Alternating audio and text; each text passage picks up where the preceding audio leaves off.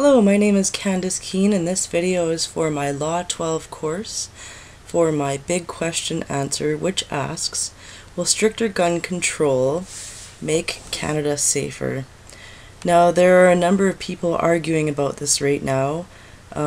We have something called the Long Gun Registry, which some people are wanting to scrap because they're saying it's old, it's inferior, it's no longer needed.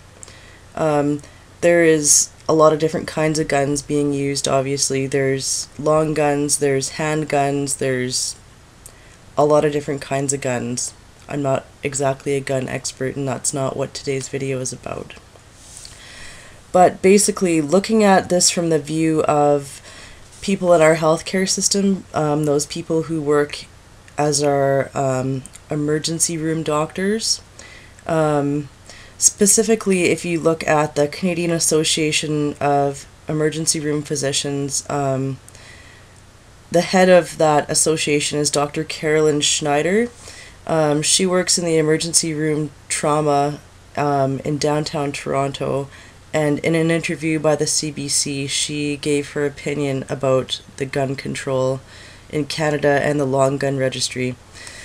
What she said was she really believes in saving this long gun registry still. Although it is a big city and a lot of people might think that these are, gang-related gun offenses and they picture robberies, people are picturing, smaller hand-type guns again, not the longer muzzled hunting type guns. When in fact, the statistics, of people that they see in the emergency room are actually suggesting that they are seeing a lot of deaths responsible by long guns still. 20% of the shotgun injuries that they see are from long guns, and a staggering amount of suicides are being committed using long guns.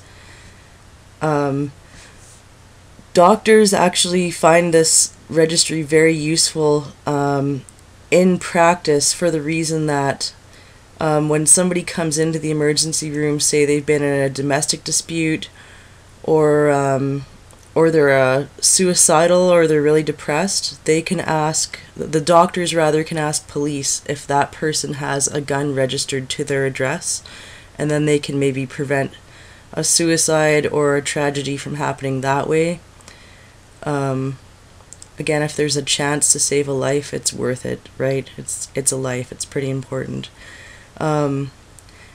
Basically, what doctors are saying is it's an important part of risk assessment, especially when they're discharging patients, again, if they're depressed or if they feel like the person might have an aggression issue or a psychiatric issue. It's important to know if they're sending this person back to a home where they have guns, where they're registered to have them. Anyways, if you look at other countries other than Canada, there's statistics that definitely support gun control. If you look at countries, say in Europe, where they're really high on gun restriction, you see really low homicide rates from guns there. These statistics that I found were from the United Nations Office on Drug and Crime. I didn't get the rate for Canada, but for the US it's 4.8%, which is pretty high. But again, if you look at the European countries where gun control is much more restricted, gun control not as restricted in the States, more restricted in these European countries. So listen to these statistics. In Norway it was 0.6% of homicides committed with firearms.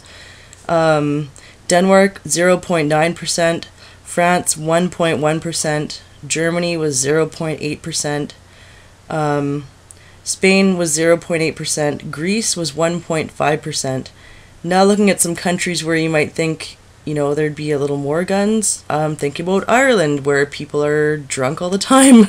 We stereotypically say, can't just say this, but just gonna throw it out there. 1.2% of homicides are committed with firearms. Slovakia, 1.5%. So, and then when you look at countries where there is no gun control, i.e. African countries, look at Ethiopia, Kenya, Madagascar, some of these countries, they're in the 20 percentile. This is really sad. So this is saying that over 20% of these homicides are actually gun related. So quite a lot less gun control there.